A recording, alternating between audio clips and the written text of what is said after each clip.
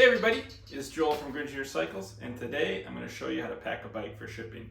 Now I'll be packing a 1989 Bianchi Grizzly vintage mountain bike, but the general process of this is going to be the same for any bike you're packing. It's a little bit different when you pack like a road or a TT bike because tucking the handlebars can be a little bit more tricky. And if you're doing something like disc brakes, it is recommended to take the rotor off that front wheel when you remove the front wheel for packing, which you'll see here in a bit when I remove the front wheel. But first, let's just go over the supplies you're gonna need to ship a bike. First thing you're gonna obviously need is a bike box and a front fork spacer. Both of these items you can generally get from your local bike shop. I do recommend calling a few days ahead of time, especially if it's not prime bike building season. They may take a few days to have a box ready for you, a lot of shops cut them down and break them down to get them in the dumpsters, and you really want to try to get one before it has been dismantled. Next, you also need at least one sheet of cardboard, roughly like 2 by 3 feet. You'll need some packing paper. For most bikes, 3 lengths of 6-foot pipe insulation for protecting the tubes. A small box to put any of the small parts you take off the bike, such as the pedals, the front skewer, the rotor, anything like that, computers, anything that might be loose. Sometimes people take the bottle cages off depending on how the wheel and the handlebar situation is going in. So all that will be going in a box to go in your big box. You also need a little bit of additional packing to wrap up the handlebars and some trusty packing tape. And the bike, obviously. So let's get the bike next, and I'll show you the process of disassembling and packing it up, and then we'll move on getting it into the box and how we secure it in the box. Okay, here it is. This is a 1989 Bianchi Grizzly. This bike actually came with my own personal collection, but the personal collection is overflowing at the moment with tons of new bikes. So a few had to go, and this was one of them. So I'm glad that it's going off to a customer who's really going to enjoy it. So let's get into packing it. First thing we're going to have to do is we're going to have to remove the pedals. Once the pedals are removed, we're going to remove the front wheel, and then we are going to start to put packing on it and remove the handlebar and get that all packed up and tucked in. So I'll show you the process. Let's start with the pedals. As I mentioned, these, along with the skewer and the front wheel, will be going in that small parts box, so none of this stuff gets lost in shipping. So once we remove the front wheel, we can put on the fork spacer. I would recommend getting more than one of these from your shop when you go, and like 2 or 3 different styles, because sometimes they don't all fit the bike that you have. So it's best to have a few on hand so you don't have to run back to the shop. And this just goes in and it keeps the fork from getting squished in shipping. And you want a tight fit. Sometimes you need to like tap them with a hammer.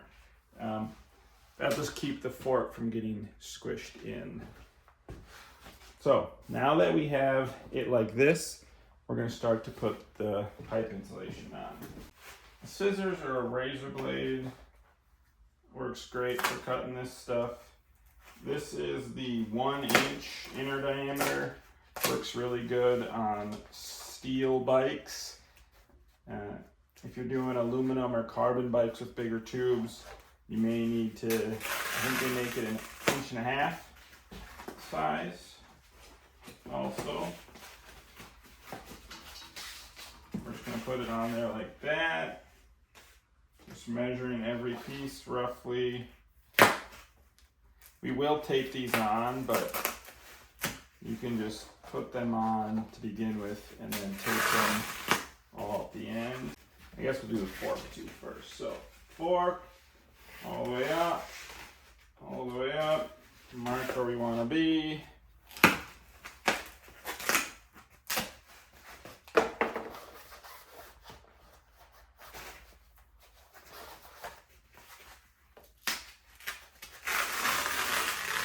This one you probably need to tape right away so that it stays put.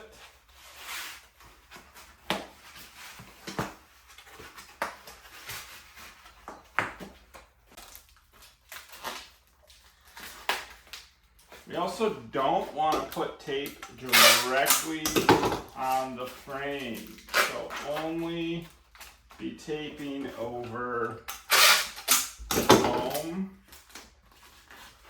We don't, because if the bike gets super hot, the tape kind of bake to the frame and just cause issues for when the person's taking it out of the box. So we want to make it as simple as a process as possible. You don't have to go crazy with the tape. I normally just do one piece per each piece of foam, unless it's like the forks or something that needs to, might bend or flop out of the way if it's not taped. Like the chain stays, I tape them twice, once at the bottom and once at the top. So they don't fall out of the packing. The seat stays, that is. So we could put a little piece here so we don't rub on the crank arm. And then I'll spin the bike around and we'll do the same. I'll show you how I strap the crank set in. So we'll get a piece for the crank and then we'll get a piece for the chainstay. And keep all the short pieces because there will be places that we use these. So we're through 2 already. So as I mentioned, you will need 3 6-foot chunks for an average size bike and maybe more if you're packing up an extra large bike.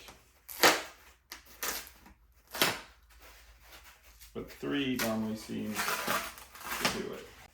So let's take that on quick.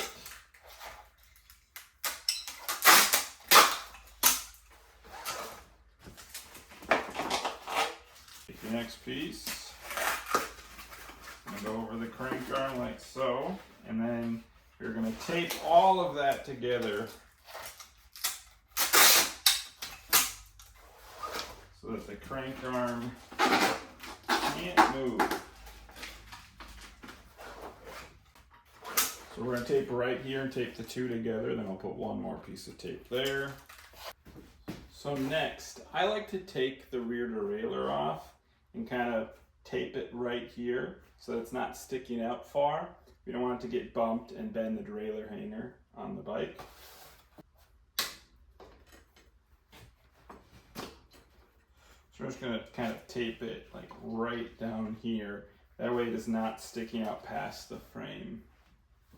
And this is where some of that added smaller packing material will come in handy. So we can just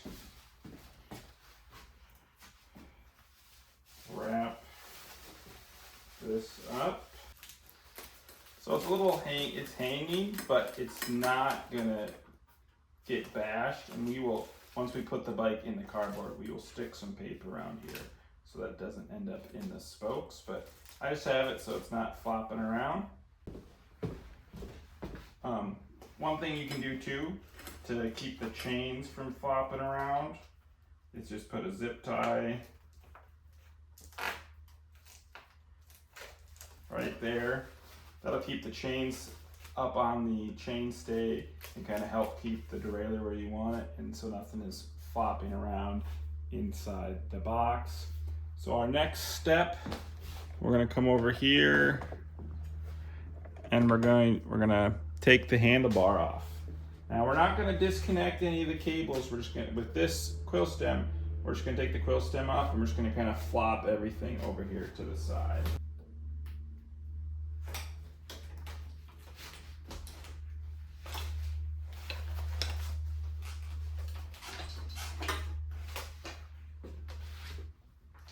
We're just going to wipe this clean.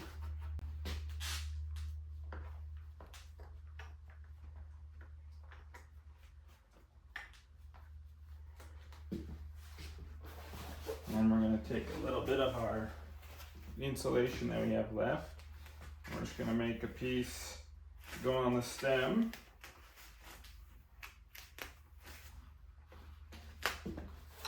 You don't want that to scratch anything. So now in this case, if I was to put a piece of tape right here, it would hit the stem. And like I mentioned, I try never to have the tape touch the frame or a painted surface if possible. So we're just gonna put a little piece of cardboard or paper right there so that doesn't touch. So now we have that taped. Now we are gonna take this and we are gonna, first we're gonna spin the fork backwards. That gets the brakes tucked into the frame away from the front of the box. It also is gonna give us normally a little bit more cable right here. So obviously means we got to cover the head tube and we need to cover the bar. But we're going to play with that because this all depends on how the wheel fits in the box. So I will actually wrap that up, but I won't tape it until I put everything in the box, because then once I see how big my box is, if you have a narrow box, sometimes you will have to really jockey how everything fits. If you have a bigger box, it's not an issue. So I wouldn't tape the handlebar to the frame until you've dry fitted the box in, the bike in the box. I did forget to mention two other things you can do without, but easiest if you pick them up from your bike shop, is ends for your hub so that it doesn't push through the box. And if you have to remove your seat and your seat post because your bike is too big, a little spacer that goes into your seat post, seat tube, is a good thing to have too. This bike is small enough and the box I have is big enough that I won't have to worry about taking the seat post off most likely. But if you do, you want to wrap it up, obviously, and normally you tuck it kind of back here in the box. I'll show you that once we put it in the box. But next is getting this in the box. So I'm going to get the camera jockeyed around and I'll show you how the fit goes. So as mentioned, we're not going to do the handlebar right away. We're just going to kind of assess our options once we get the wheel. So I just had to lower the saddle a little bit to get everything to fit properly. So here we are. We got the bike in the box with plenty of room. You'll see I had to lower the saddle some so that it clears. We'll put some packing over that. But next step is to put the wheel in. So I only normally run one hub cover, and you'll see why, like so. Now, I like to run the plug on the end towards the end of the box, and we're actually gonna put a piece of cardboard between the frame and the wheel, so we don't need to run one there. So let me put the cardboard in and show you how that goes. A little hard with one hand. So you'll see that we put the piece of cardboard between the frame and the wheel. That's just to protect everything from rubbing together. So now that we kind of see that we have room for the bar right there, we're just gonna take the bar out quick, get the controls all wrapped up, and then we'll put the bar back in and kind of tape it in place. And then we're almost done, really. We will put the small parts box in. That'll go right down here. And then I'll show you how I pack it up so the bike doesn't move. Okay, so I got the handlebars all wrapped up. I was able to get the wheel to kind of slide back a little bit more and give us more room. So now I need to pack some packing material around the front brakes and in front of the bike. And then we'll put our small parts box right here, and we'll pack up some packing material back here and then on the saddle. So the goal is we do not want the bike to be able to shift inside the box. So I'm gonna get the small box packed, and then I'll start to show you how I stuff stuff in here. So you also need to fill up the space, and you can do that with packing material or with boxes. I have these spacers that I pulled out of some bike boxes. Maybe you'll get them from your bike shop, but it's just something we really want to keep the bike from moving, and the less like paper packing material you need is saving you money. So if you have any spare like Amazon boxes, you can always, you know, tape them shut and jam them in to fill in space in the box. So now I'm just gonna start to pack in some packing paper where it needs to go, and we'll get this all taped up. You want it to look something like this. You wanna pack in the paper so that nothing is wiggling or moving. And when you shut up the box, it'll be tight. There's still some space here, so I'm gonna put an empty box here to fill that space in. And I'll do the same right here. And then this thing will be tight in the box. Now, obviously, a lot of the boxes are gonna say this side up and have arrows and everything, but I can't tell you how many bikes I've purchased or heard horror stories about where it's just the bike, just dropped in here, no packing material, and they get damaged, and it's a horrible time trying to get a claim. So take the time, pack the bike properly. You know, if you need to charge the person you're shipping it to a little bit more to buy some supplies, I totally believe that if you say, hey, you know, shipping the label is going to be $200 and I'm going to need $20 for packing material, they're gonna agree to paying you the $20 to get the packing material. So it's just a lot less hassle. So this is what she should look like. I'll get some boxes quick, show you a final, then I'll get it taped up. So here's the final product. I've put 2 boxes here to eat up all the space. This spot, I don't have any more boxes the right size, but it's not gonna go anywhere because the saddle is already as high as it can go, and we have the bar taped where it is. And the back wheel can't go anywhere because we got that filled. So we're gonna fold everything down and tape it up. Now, there's a trick to taping these to get them shut. And I already started before I started to film, so I apologize. The flap opens this way. So I am standing opposite of where the hinge of the flap is. I'm gonna press my hip up against the box, and I'm gonna grab the box with my left hand because I'm right-handed, and I've already done that end of the box, but you're gonna grab the box and shut it and squeeze it tight while you tape it.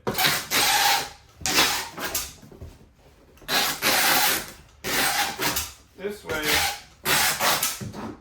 you're keeping the box as tight as possible by squeezing it between your leg and your arm so you can shut it. Because, again, it's all just about not letting the bike bounce in the box. I'm also going to flip it up and put a little bit more tape on the bottom because tape is cheaper than the bike falling out.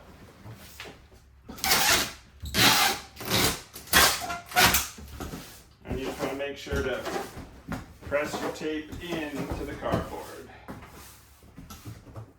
Now, I can flip this thing around.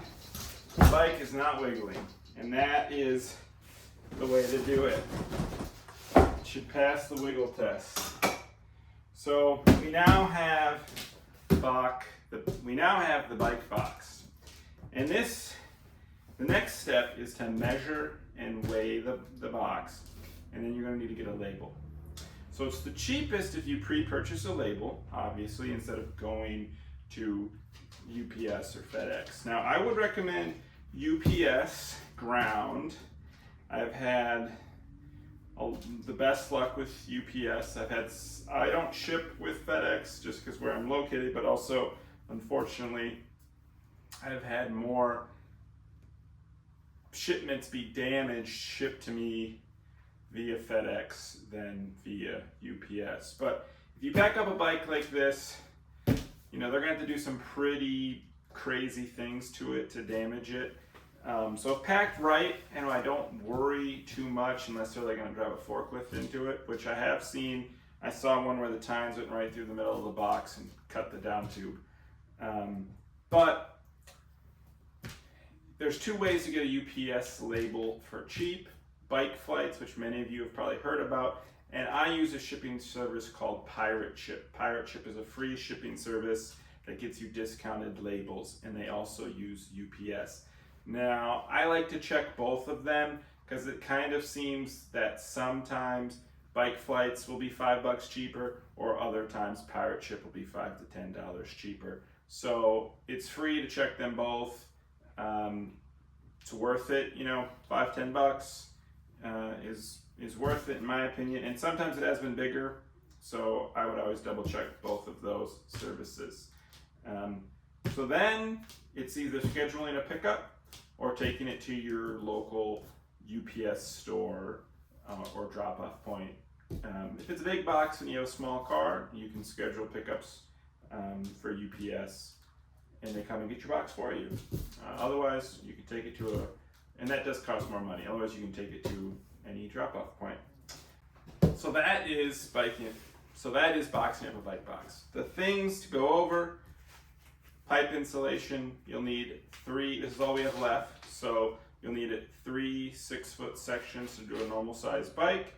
You will need a bike box, a fork spacer, the cover for the hub when you take the front wheel off, a small box to put your pedals and your skewer and any other small parts you take off in, and then some extra empty boxes and packing material to fill the dead space in the box so that the bike does not rattle and shake in the box. You want a box that it doesn't shake. So that is key to getting a bike safely to its destination. I know it's time consuming and packing material does cost money, but it is well worth it. As I mentioned earlier in the video, I've received many bikes that have been packed incorrectly. Some have been damaged, some by some miracle have arrived undamaged.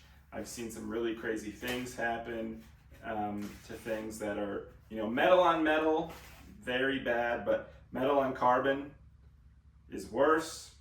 You know, steel on aluminum is horrible. I mean, your bike can get chewed up if not packed properly. And so many times it's, oh, the shipping. You know what?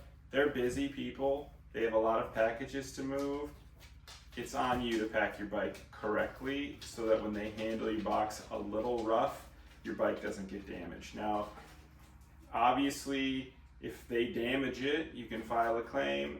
I've had really bad luck getting money from them, so I just recommend putting the extra effort into packing the box correctly, packing the bike in the box correctly, so you don't have to worry about that. So yeah, this one's ready to go. Hopefully this helps you on packing your bike up for shipping. Have a good rest of your day. Make sure to like and subscribe if you enjoyed this video, and make sure to check out all of our other content. And if you're into vintage mountain bikes like this Grizzly, make sure to check out our online store. There's a link below, Gringineer Cycles. We are specialize in 80s and 90s mountain and road bikes and have a vast selection of bikes and parts available with free shipping in the lower 48. Have a good rest of your day.